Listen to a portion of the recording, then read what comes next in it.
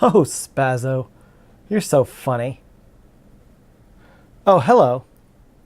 To preface this episode, it's got a particularly sensitive subject matter. The subject of shipping, in fact, and the scourge of shipping. There we go. Scourge of shipping.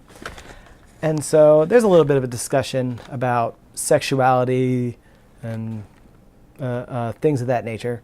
So if you're not into that, just don't watch it. So it's just a fair warning.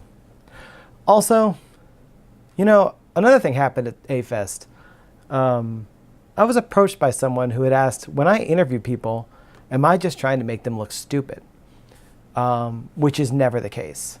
I'm not trying to interview people in gotcha scenarios to eviscerate them with my super intense arguments and make everybody look foolish. No. In fact, when it comes to the 28 House, there's really only one person who should ever be looking foolish, and that's Spazo, me. So enjoy the episode if there's anything of value to enjoy. And to further illustrate the point that I'm the only one that should be looking foolish, I'm going to open this episode with a very weak Spazo trying to jam out in his car on the way to A-Fest. So here we go. I will travel across the land, searching far and wide. Each Pokemon to understand the power that's inside Pokemon. Romance. That feeling and those situations, when at their maximum, can be as bold and as vibrant as a cherry blossom in full bloom. And at its worst can be as fleeting at the season in which they bloom. But we're not here to talk about romance today. We're here to talk about shipping. The lazy throwing together of fictional characters into couples for no plot point whatsoever other than to just have two characters hooking up. Everybody wants characters to hook up. Fans want them to hook up. Creators want them to hook up. They don't care what the plot is. They don't care what the themes are. We just got to get everybody together because nobody's happy until they're in a pair. Well, I say we need to end the scourge of shipping in fiction. And we're here at A-Fest in Dallas 2018 to poll the masses as to whether or not they are on team end the shipping or team shipping is great and everybody should be coupled off because that's the only way you can be happy. That is what we're here to do, but most importantly, as always, we're here to have fun, and we're already having fun. So hopefully we get a lot of good stuff. Hopefully I don't get too many dark shots and I get good lighting. And just one step further in our id-quid journey of improving our quality of entertainment. All right, so you want to share with me the value of shipping. Come on in the frame. You want to share with me the value of shipping. Fill me in, man. Well, basically what I believe shipping does, and this is just my opinion, this doesn't go for every anime watcher.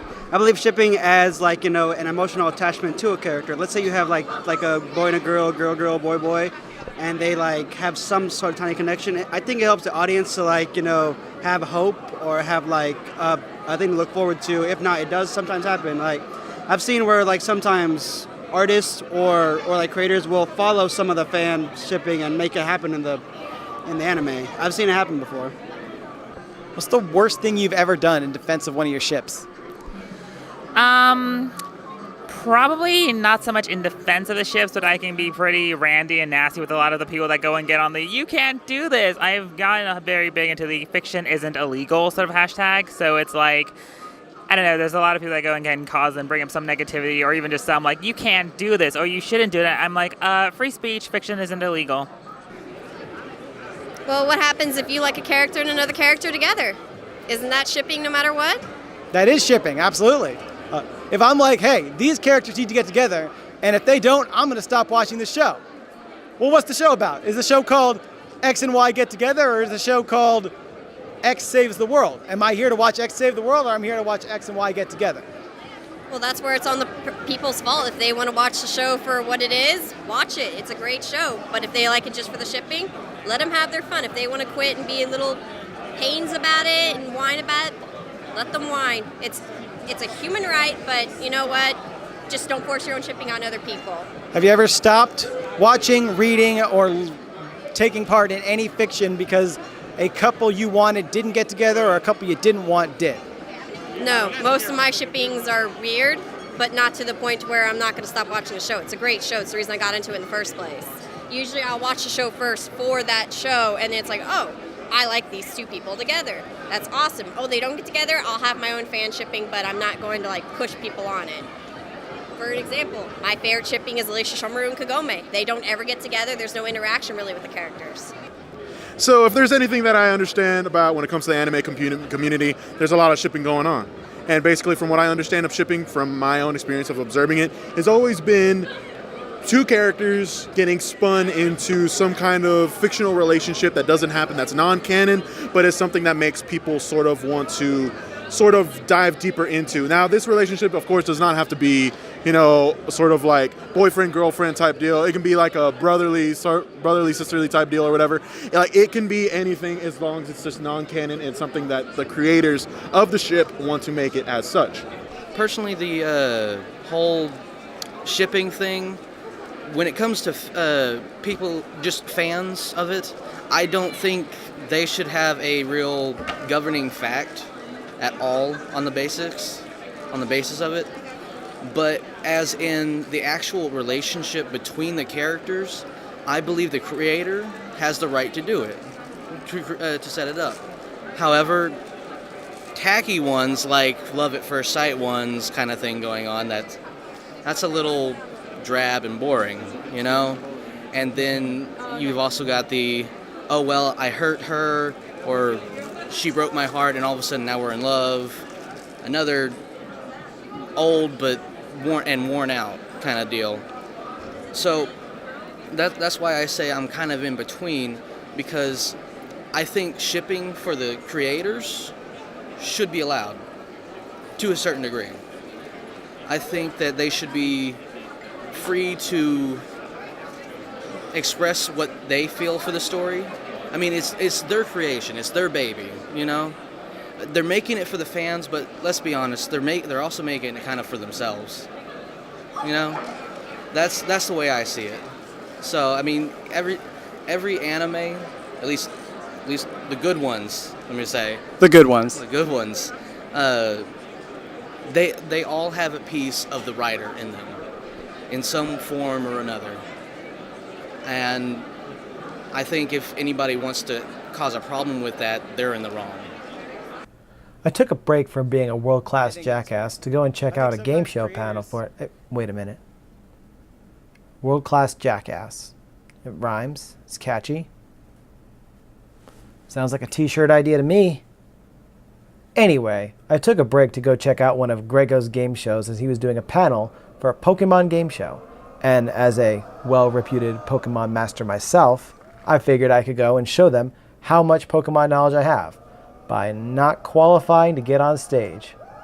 I still stuck around to enjoy the show, and I gotta tell you, it's the most entertaining game show I've seen at an anime convention so far, and I've been to, 7 of them? I'm just kidding, I've been to many, many more, and this was really that good, and I definitely want to see another one of his game show panels next chance I get. It's based on some British game show called Pointless, which I had never heard of and frankly didn't really care to look up anyway, so. That's fair. Do you think that maybe our need to ship characters together is stemming from something else? I can definitely see how shipping can go and bring up a lot of repressed emotions, a lot of sort of repressed sexual tension or desires, or it probably feels like a need or a void in somebody's life that they're not getting from any other point. So I feel like that could be a driving force behind it. But the whole thing that's going to have me want to hold on to it and defend it is if there's a chance I could beat my meat to it. Because from what I've seen, a lot of it ends up going in that direction with fictional relationships that's completely non-canon. And from what I've seen with a lot of people, they tend to go in that direction. Now, I do not, I'm not against it or anything like that. In fact, I encourage it. But if it ain't good, and I'm not satisfied by the end of the read, or by the end of the art, or whatever you want to do in that medium of shipping, I don't care for it. So if it's gone, it's gone. But if it's good, keep it. But only if I can beat my meat to it. Okay, so if it's for the sake of getting the characters together, you have to ask yourself, what is the point of you wanting that in the first place? I mean, if you want it to be like, you can do that all on your own, but you should never tell the creator that you should get these two characters together in the first place if it is not natural from the character and the storyline standpoint in the first place. Which, honestly, when it comes to whether or not relationships are natural or not, that's going to end up being a matter of perspective, too. Somebody will be like, these people are meant to be, and others like, they have absolutely nothing in common. And now, all of a sudden, shipping wars, and we're sitting here just furiously typing on our keyboards, getting at each other's throats about it, hoping that the creators are reading our comments and not reading their comments. Sometimes I feel like shipping is sort of a modern invention of fiction because, I mean, if you go really far back in human history, you know, relationships and emotional ones of that nature, they don't go as far back as fiction itself does. I mean, generally, if you want to talk about like Greek mythology, you know, oh, princesses were beautiful and they were promised to people, but there was no romance, there was no, you know, date night or any of this other stuff. Whereas, you know, I mean, me personally, I am a Shakespeare shipper, so I Yowie ship Benvolio and Mercutio, Bencutio, things like that. But again, that's all a new invention. And I think when our fiction started to veer towards, away from themes and plot and towards romance. I don't even call it romance, it's coupling, it's pairing people together. It started to instill in us this idea that we still are trying to fight today, which is you're not happy, you're not whole until you're with somebody, until you're paired off. There's somebody for everybody. And for those of us that are, you know, with somebody, that may not seem like a big deal. But some of us may not be. Some of us may have trouble with that. And all they see is people pairing people off as this is the way it's supposed to be. You can't be happy all by yourself. That's sort of my take, is it makes fans crazy because once they obsess over shipping, the rest of the plot now is irrelevant. It doesn't matter what happened this season. Hey, did they have a really good villain? I don't know, but these two finally got together at the end and that makes me happy. All of it swept away for shipping, and it makes fans crazy, and then they do bad and mean things to each other in defense of their ships. And then it makes writers lazy. Because they're like, I need a MacGuffin that my hero can juggle here. If he's got an emotional attachment to this person he's been flirting with for the last couple of episodes, it's a cheap plot device. So I wouldn't say in the scourge, but just know how to tone it down. Ooh, just tone it down. That's a hard thing to tell people to do. It's like, hey, you're doing pretty well. Just do well. Just step it on back. I think that's a good middle ground. I like middle grounds. Those are pretty good. Do you want me to ship you with somebody right now? Oh, these are my shipping fortune tellers. I can ship you with a man or a woman from one of these if you want. Let's find out who I'm shipped with. You can hold the mic. You can hold the mic. All right. Let's go with she. Let's go with the red. Let's go with she again. All right. This is it.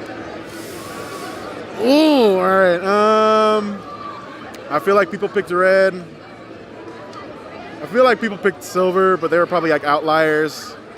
Pink, that's like a default anime color for women. All of these I picked because they're common anime hair colors. Exactly, that's what I'm saying. So it's like,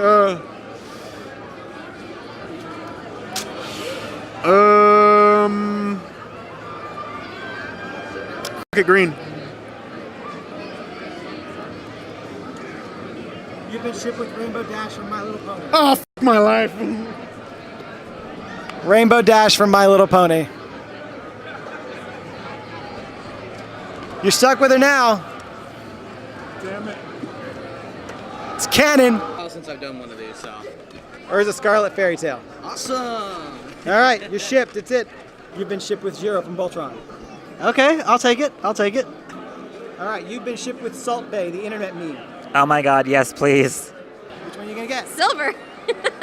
A lot of people have been picking Silver. I like silver. You also got Levi Ackerman from Attack on Titan.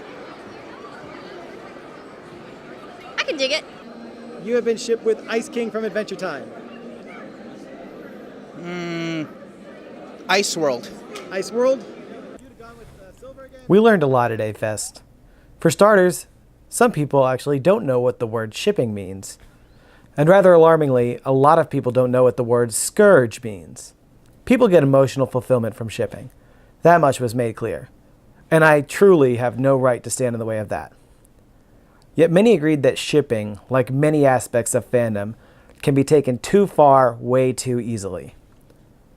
The final score was 53 to 41 in favor of agree, but those numbers don't tell the whole story. As a side note, while they aren't hard numbers, women seem to largely disagree while men tended to agree. A more scientific approach may paint a fuller picture, but science takes a backseat to fun, and we had a lot of fun at A-Fest. And red. Harley Quinn? Mainstream.